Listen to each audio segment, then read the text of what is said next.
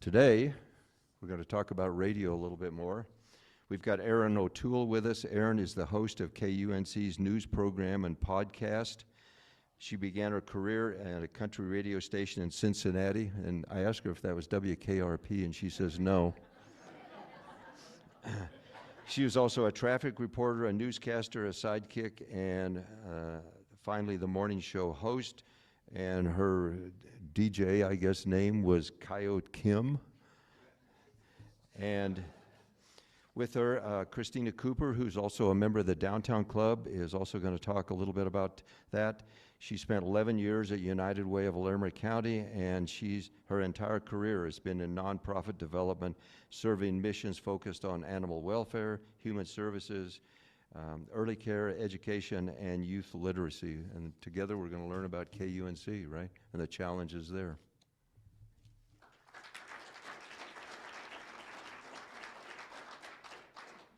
Well, hi, everybody. Thanks so much for having us here today, and thanks for that really warm and gracious welcome, JD. As JD mentioned, my name is Christina Cooper. I serve as the Major Gifts Officer with KUNC in the Colorado Sound. Today, we're going to be mostly talking about KUNC in public media, but together we're kind of representing our organization is actually, our parent company is Community Radio for Northern Colorado, and we operate KUNC, which is an NPR affiliate and talk radio, and we also operate the Colorado Sound. So today's presentation is mostly going to be focused on KUNC, but happy to answer questions about the Colorado Sound too, if they come up. I'll let Erin kind of say hello herself too. Yeah, absolutely. Hi, I'm Erin. Thank you again for that great introduction. Yes, it's true, I once was Coyote Kim, and if you will indulge me, I wanted to try to throw in one trivia question. There is a new Olympic sport making its debut in the 2026 Games. Does anyone know what it is? No? Okay. All right.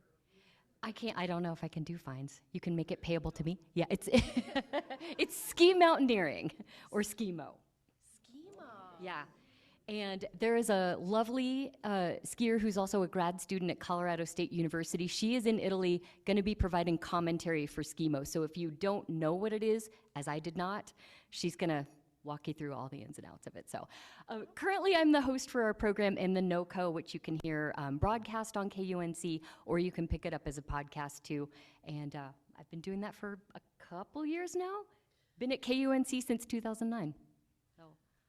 Yeah, Erin's definitely the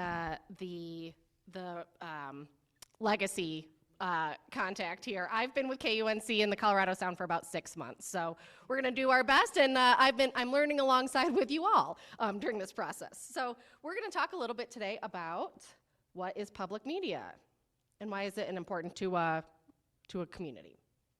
So a little bit about public media. Can you all hear me okay? Am I too loud? Okay. Oh. Maybe I will. Maybe that's easier.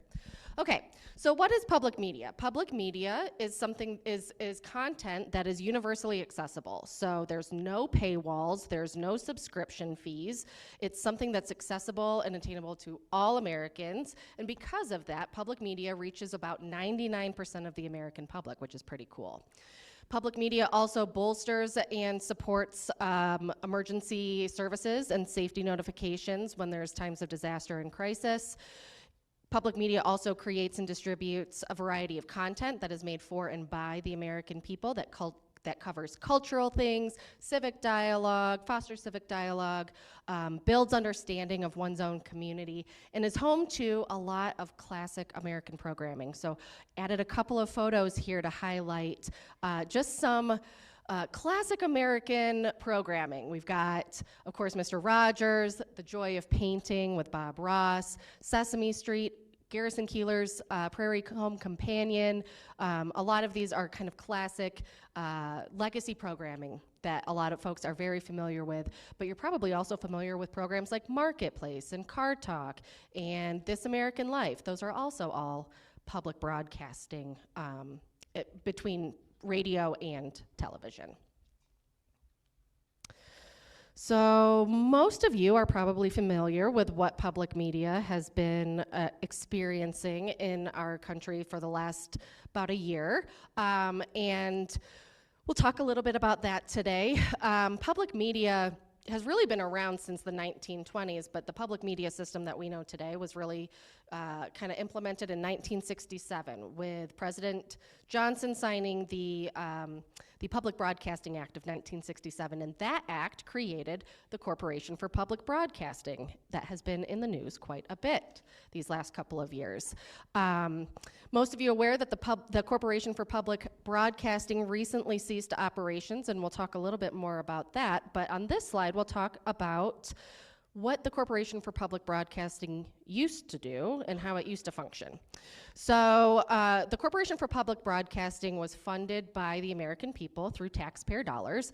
Each taxpayer would pay on average $1.60 per year in their federal income taxes to support public media. And public media, again, supports cultural programming, educational programming, helps people connect with their communities. And so the vast majority of the Corporation for Public Broadcasting funds, about 71%, were distributed directly to local stations like KUNC or CPR in Denver, Kuvo Jazz. Any of these public radio stations received Corporation for Public Broadcasting funds. About 18% of the Corporation for Public Broadcasting funds would support some of the content creators and distributors, so like NPR, PBS, some of those entities. I'll talk a little bit more about those in a minute. But essentially it was $1.60 per person per year, supported incredible cultural, educational, and relevant programming for the American people. And that has recently gone away. So public media now is 100% community funded. There is no more Corporation for Public Broadcasting. It officially closed its doors January 5th of this year. And for us, that meant the loss of just shy of $500,000. So KUNC in the Colorado Sound received roughly $453,000 annually from the Corporation for Public Broadcasting. So that's a gap now in our fundraising. A little bit about the system, kind of in general. Y'all have probably heard a lot of different alphabet soup. Public media is kind of alphabet soup. PBS, NPR, KUNC, KUVO, all of these different call letters, signals, whatnot. So NPR and PBS kind of serve as the primary system players in the public media space. NPR being for radio and PBS being for broadcast television. PRX is another main player, which is Public Radio Exchange, American Public Media. These are all, on the left side here, these are all content creators and distributors. So we are not NPR. KUNC distributes and broadcasts NPR programming. We also broadcast programming from PRX and American Public Media. We also create and distribute and manage our own programming too, like In the NoCo is completely created independently from any other organization. Our Colorado Dream podcast is another one that we create and distribute, produce all ourselves. So just kind of offering a little bit of a lay of the land of how these different players operate. So public media is really a system of independently managed and operated local public radio and television stations. Oftentimes, in rural and mountainous communities, public radio is the only source of local news that they'll receive. And stations can choose to be a member of PBS or NPR, but are not required to do so. And so you'll see if you look on our programming schedule online on KUNC.org, we have a variety of different programs that we offer that come from a variety of different content distributors. And like I was saying, in 2025, the decision was made, President Trump proposed a bill that would eliminate the funding for the Corporation for Public Broadcasting. That bill was accepted and passed by the Senate in July, and starting in September of 2025, the Corporation for Public Broadcasting started to discontinue their operations and officially closed in January of this year. So this has been a big deal in public media because this is institutionally a large part of how organizations have been funded and how communities have received local content and news.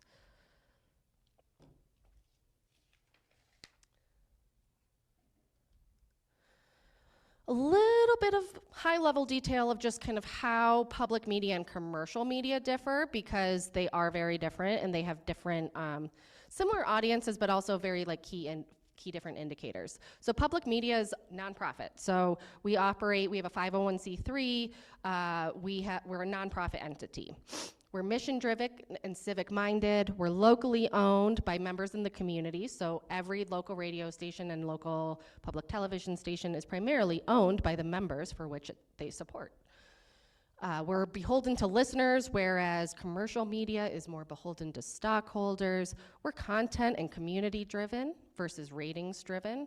Our work is really shifting to be more about community impact than just reach. And how are we making a change in the communities that we serve versus just how are we broadcasting at and providing information to the community.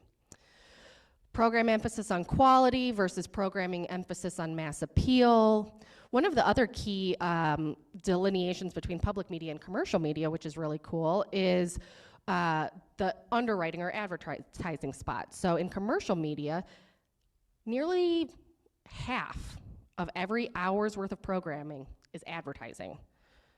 In public media, we call it underwriting.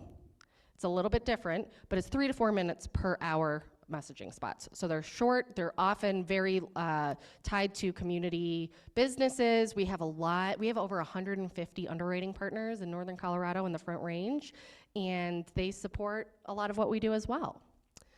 And affordable and effective results in public media versus commercial media, expensive and fragmented results.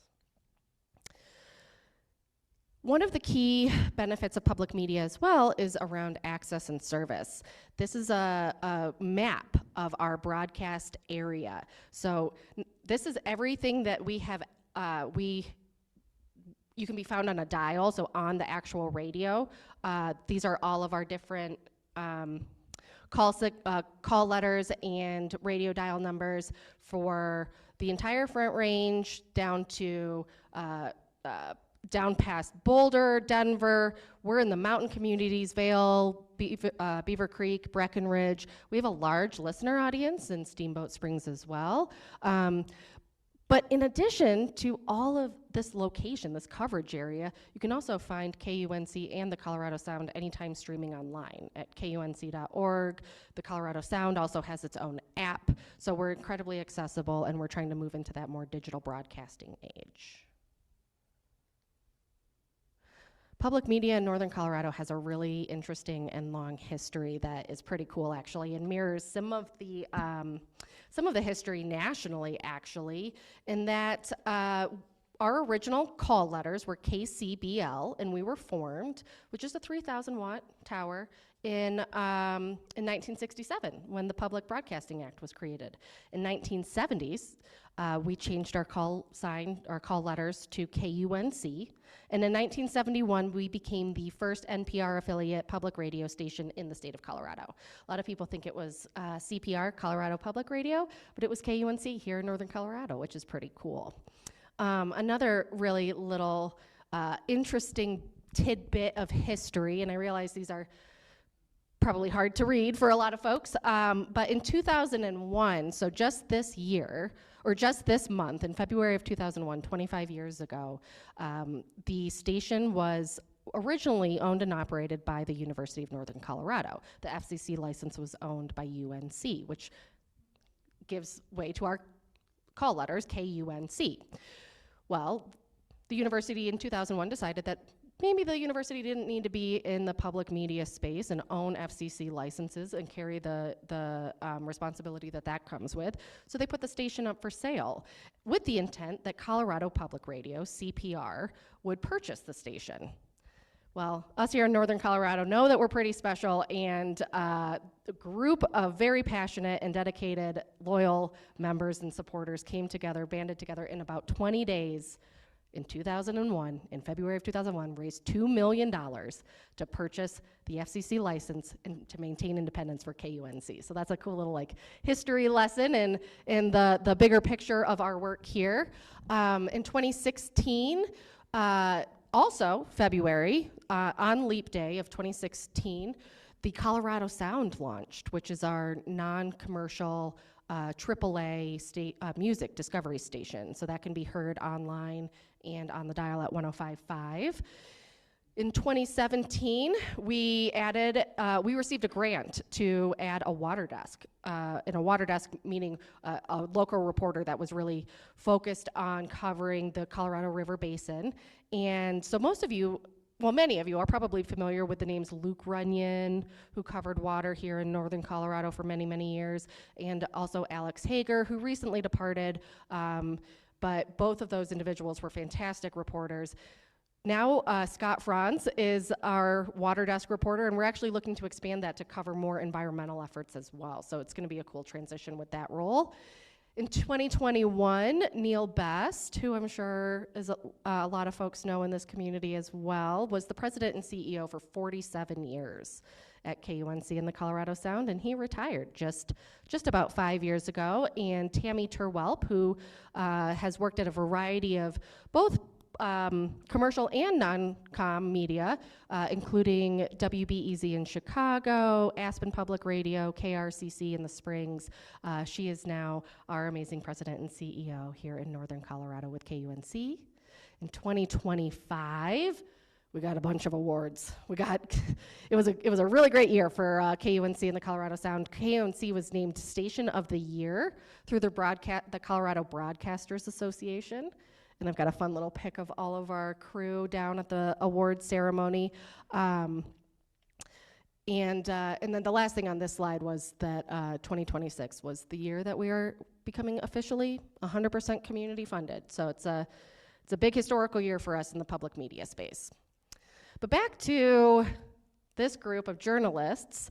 In 2025, they were awarded not 1, not 5, but 6 Edward R. Murrow Awards for excellence in broadcast journalism, which is a really big deal.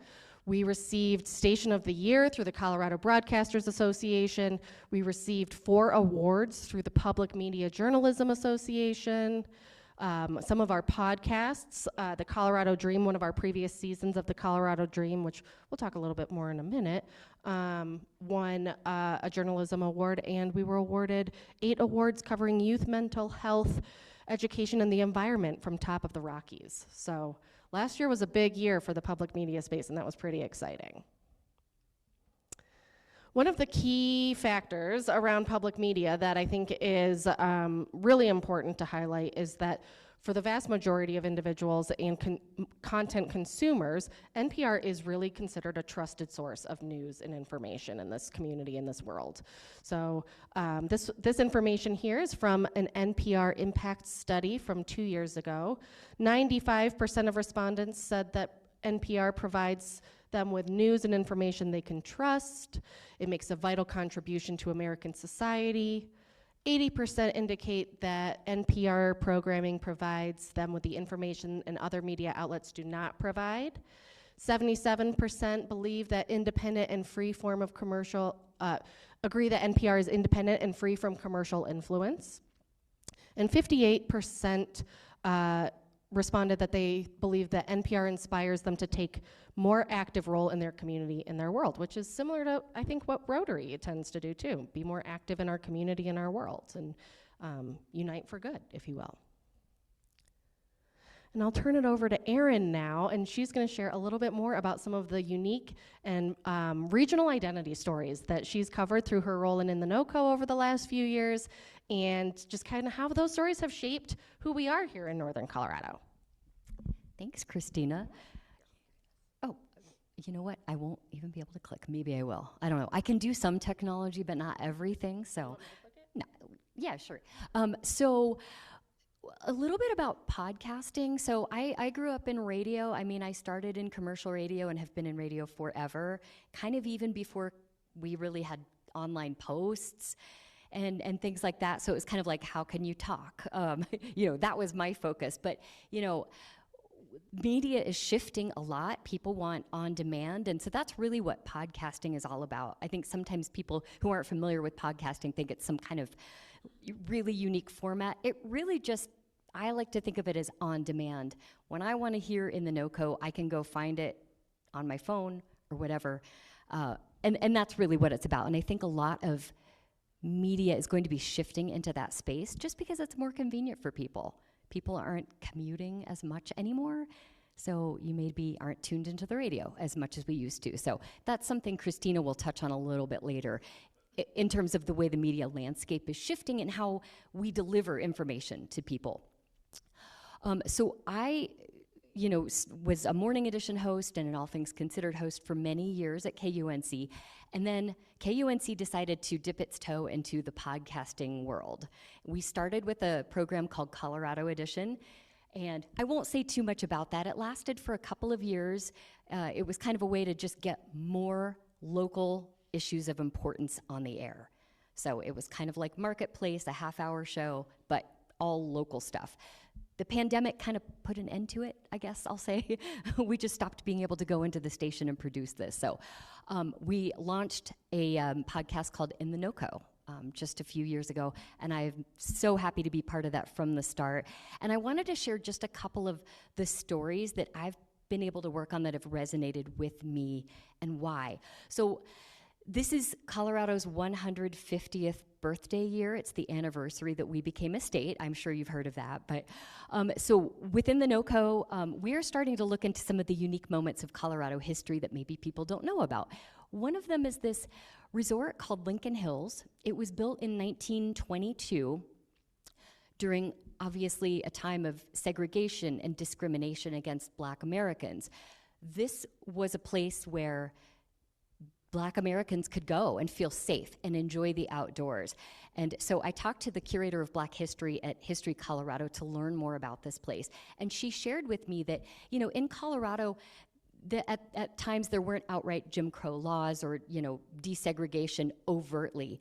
But she was looking through the minutes of a National Park Service meeting, and they said, and she quoted this, "We can't outright deny Black visitors entry to the park, but we can tell them we don't have restrooms for them, we don't have services for them."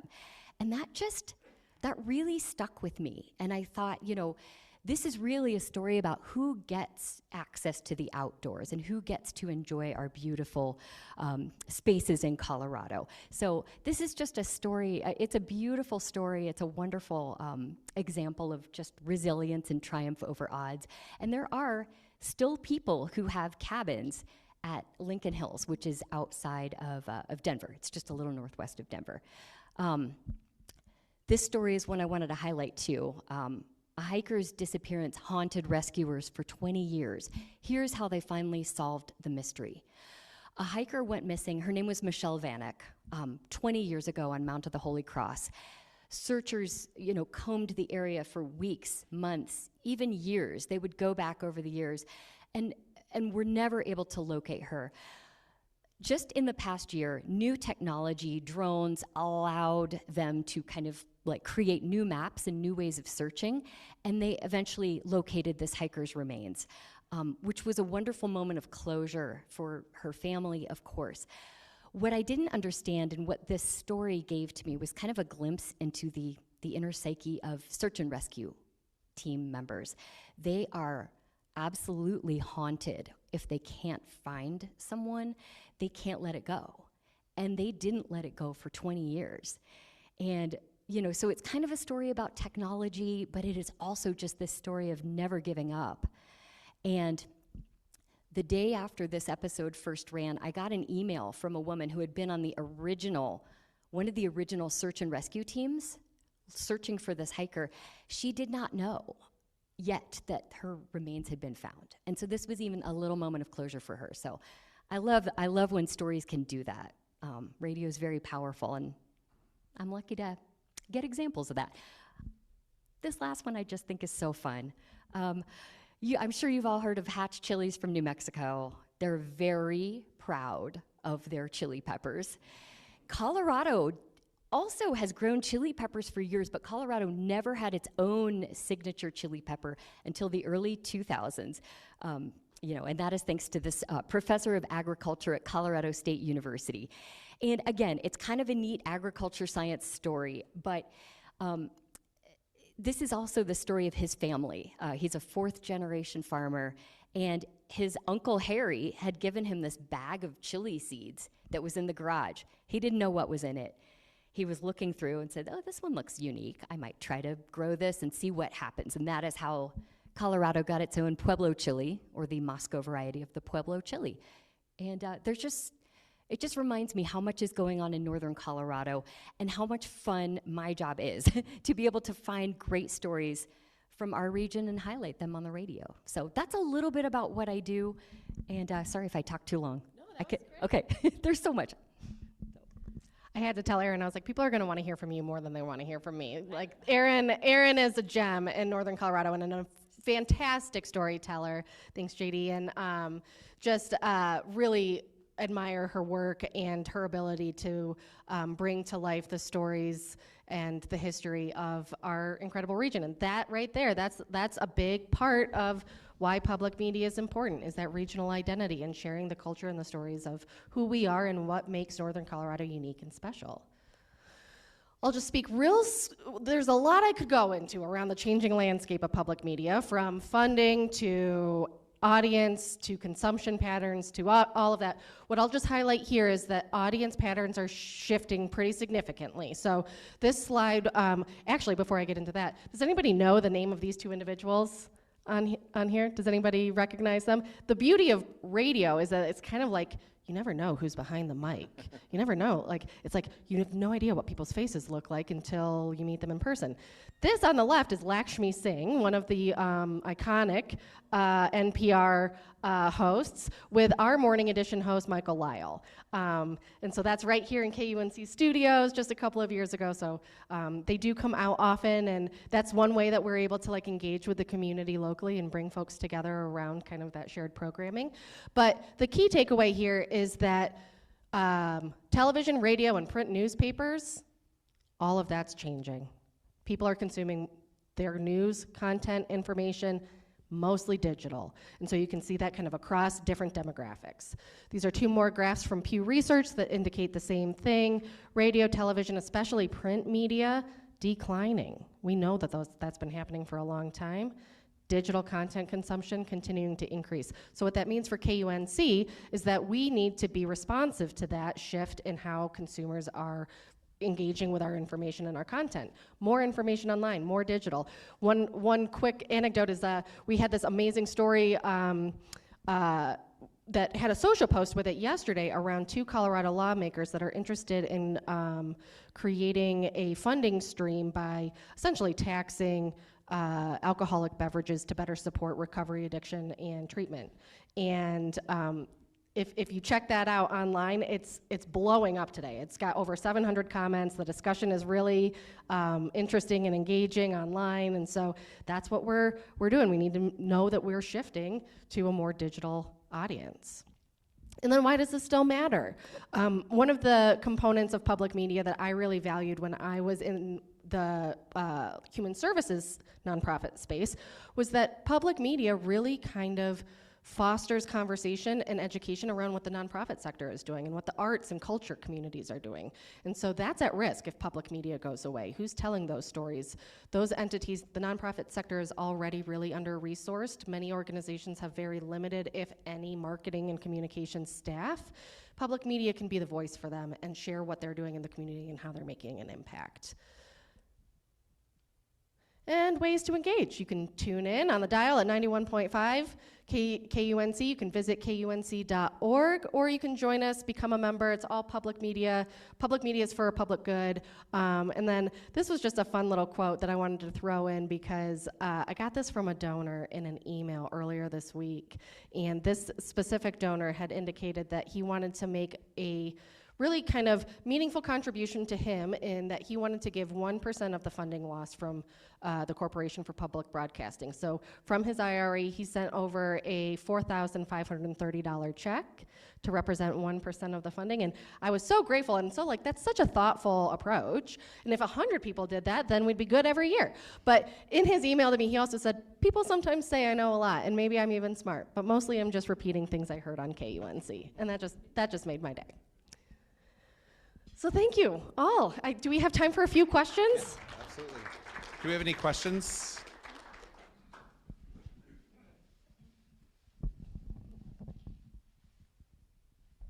So many questions, but How is streaming and all of that affecting your listenership? And, you know, your station was always one that, as I was consulting with our clients, would say, don't overlook this as an opportunity and somebody that's credible and viable. But how is listenership changing, and how should we be positioning that with folks as they're looking at their public image dollars? And then secondly, talk a little bit about the impact of AI on on what's going to happen. That's a whole nother presentation. Do we have another hour? Yeah, that's another hour. Just briefly, I mean, I wouldn't say streaming is affecting our listenership. It's interesting because for the past decade or more, we've been hearing radio is dead. You know, what we call terrestrial radio is dead. It's all going online. And it has shifted just a little bit. But what we have found is we have not really lost that much in terms of listeners, I think, relative to other stations and other types of media in this outlet. It's certainly something TV's feeling, definitely newspapers are feeling the most. We have, like in our podcasting space, in online space, there is room for sponsorships, and I think they're trying to kind of, in terms of a revenue loss, make up for it that way. But, I think we're just trying to see the writing on the wall and know that for people, because one of the great things about not being commercially driven is we do make content that we think people want, that we think enriches the community. We're not chasing, advertising dollars or more eyeballs or more ears, I guess I should say. So, one of the benefits of that is we don't have to think about that so much, but we do want to get our content where people are going to consume it. That's why the emphasis on online posting of everything that we do, and podcasting as well. That's kind of the future. So, AI. Question. I don't know. That's a lot. That might be a whole other presentation. I will say that we are very cautious around AI. We're very concerned about it. We're very concerned in seeing other media outlets using it to basically write stories. I have seen stories of mine that have just been swiped and kind of rewritten with AI for another site. It's really weird and not great. We're very cognizant of the fact that the public has a lot of trust in what we do, especially our news content. It is always going to be created by a human.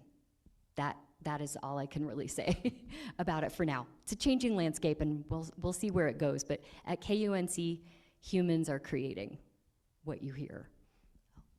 Yeah, in the back. How do you see Rotarians working with KUNC? Okay, yeah, please. I just want to say, if you listen and tell people about what you hear, that would be the best. That would be the best. I echo that entirely. And I think that Rotarians, similar to the nonprofit space and similar to KUNC, and we're all trying to keep our ear to what's happening in the community. We're trying to keep a pulse on things. We're trying to support the community in different ways. And you all are doing an amazing job in bringing nonprofits and different community entities together to really showcase what's happening. And so when you find something that might be, story worthy, feel free to share that too. This is our contact information, and we're always, willing to accept pitches and ideas, but tuning in and engaging with what we're sharing and being part of that conversation, I think, is really important. Just more of a comment. I spent nearly 30 years in print media until the early 90s, and thankfully I'm not in it anymore.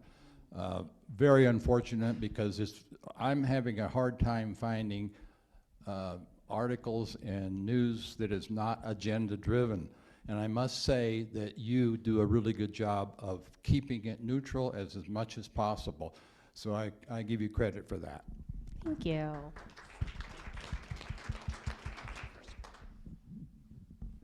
More of a comment as well.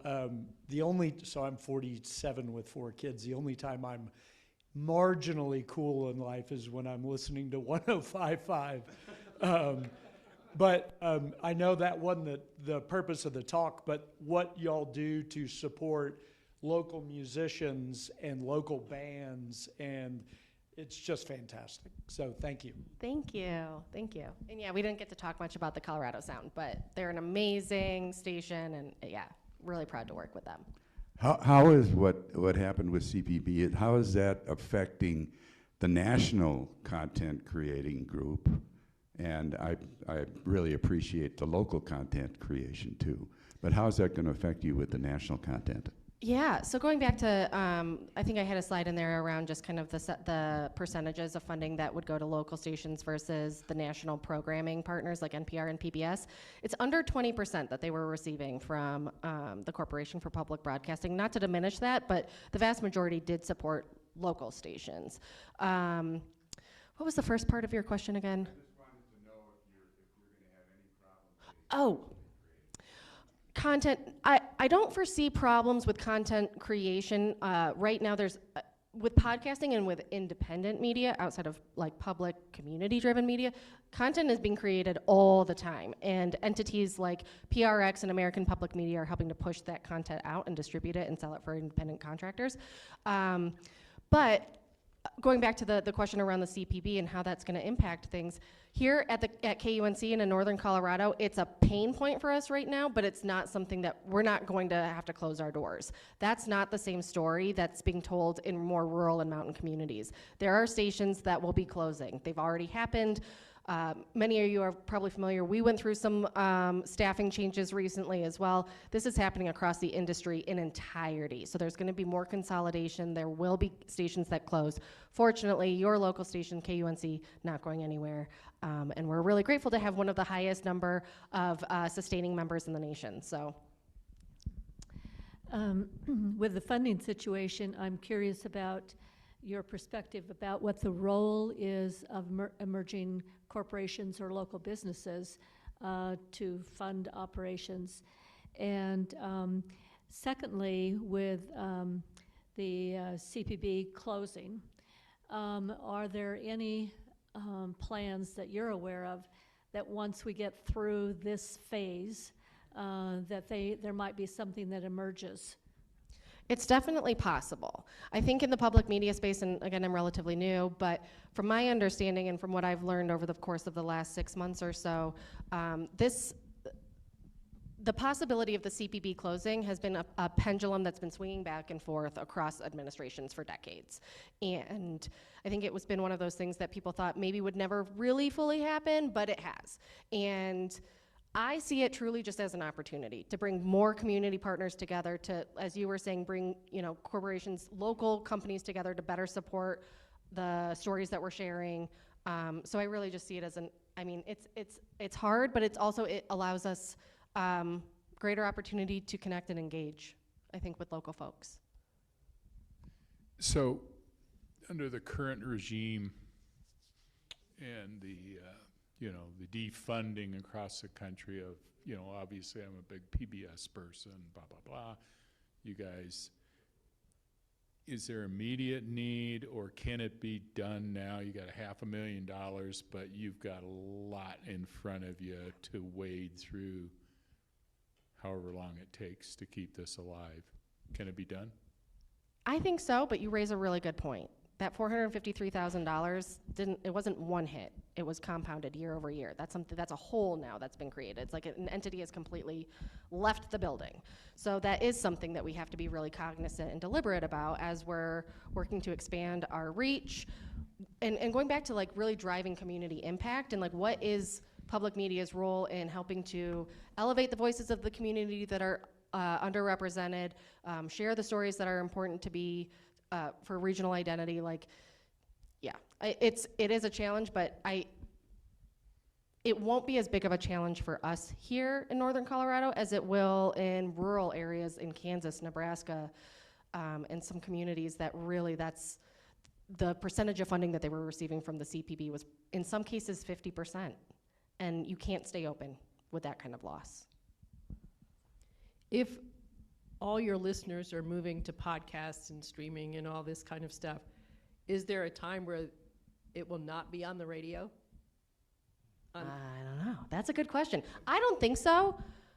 I think radio will always be a component of media consumption, but as you saw in some of the slides, it is decreasing. It's under 10%, in terms of how people access information. So I think for us at KUNC and in the independent media space, we just really need to be aware and proactive to stay abreast of the changes in technology that are happening, to increase our frequencies, to change things like adjusting our, this is more of an Erin thing than me, I'm gonna butcher how I say this, but like moving to a HD type frequency to be able to better support, I don't even know how to, this is where I get like technical and I don't know how to explain it, so I might pass it to Erin. And I am actually not super technical in my expertise either, but I will say is, you know, it's going to be, when the last radio station on Earth goes away, I think we'll still be there broadcasting. I really do. It's not that. It's more just, we need to pivot to be able to meet people where they are. It could be a platform that hasn't been invented yet. You know, maybe we will all have a little implanted chip that we can tune into radio stations or whatever, or find content on demand. But, you know, for us, this is just a constant search of, you know, I'm sure you see surveys all the time. More people are getting their news now from YouTube. So do we need to have a presence on YouTube? Those are the questions that we're asking ourselves, but we're not planning to do away with any of our, you know, broadcast signals anywhere, at least not yet. It'll be a while. Just a couple of quick questions. Did anyone else have anything? So do you actually make money from podcast, or is that a revenue generating part for you, or is that just, because I mean, podcasts obviously as a business are making a lot, Right. and there's a lot of advertising obviously tied into it. Yeah. You know, iHeart, like all these other Oh, yeah. outlets have done so much in podcasting, but for you, Yeah. does it create any revenue for you? It doesn't create nothing, but you know, just as those are commercial outlets for podcasting, the iHeartMedia is the big giant, you know, with the celebrities. We don't make money like that. We do have 2 podcast sponsors for In the NoCo. I think the Colorado Dream, which is another of our podcast offerings, has sponsors. But much in the way that we do make revenue from underwriters, it's the same thing with podcasting. Okay. So, you know, what's most important to us is that technically our content is available, as Christina said, without a paywall. No one has to pay. And for listening to In the NoCo, you listen to, I think, 27 seconds of an underwriter before you get to the actual content of the show. So, yeah. So, awesome. You know, we are, yeah, we're doing it the same way that we do public media fundraising. So. Well, I do think we can be a source of great story ideas for you as well, because all of the things that Rotary does throughout Northern Colorado, not just in Fort Collins, is pretty spectacular. Yeah. And actually, I'm going to plant the seed right now with all of the, I don't want to say controversy, but discussions around vaccinations. We have one of the most powerful vaccination machines in the world in terms of vaccinating for polio. And I think it's while if you were born, I'm not sure I'm going to get this year exactly right, but after somewhere in the early 1970s, if you were born after that, you probably don't even know that polio existed, or you know, the dangers if we stop doing vaccinations for polio that will happen. It will be 1 child every 3 minutes will be paralyzed in the world. So good story for you to think about. I think the other thing too is I just want to say that when banking is a great example of this, my bankers can disagree, but when ATMs came out and when online banking came out, everybody said, oh, we won't need bricks and mortar anymore, and that has not been the case. So the reality is that people get their information in the ways that are comfortable for them. So I think you have to have multiple outlets for people to access. That's such a great analogy. Yeah, I like that. Well, thank you so much for this. This has been great. We went right up to time, which is perfect. So we had the perfect amount of questions. Just want to let you know we're going to make a donation to the Book Trust, which I'm sure you're familiar with. So we're going to make a donation to them in your honor today. And it's so great having you here. So thank you so much for everything. Thank you for having us. Thanks. All right. Thank you.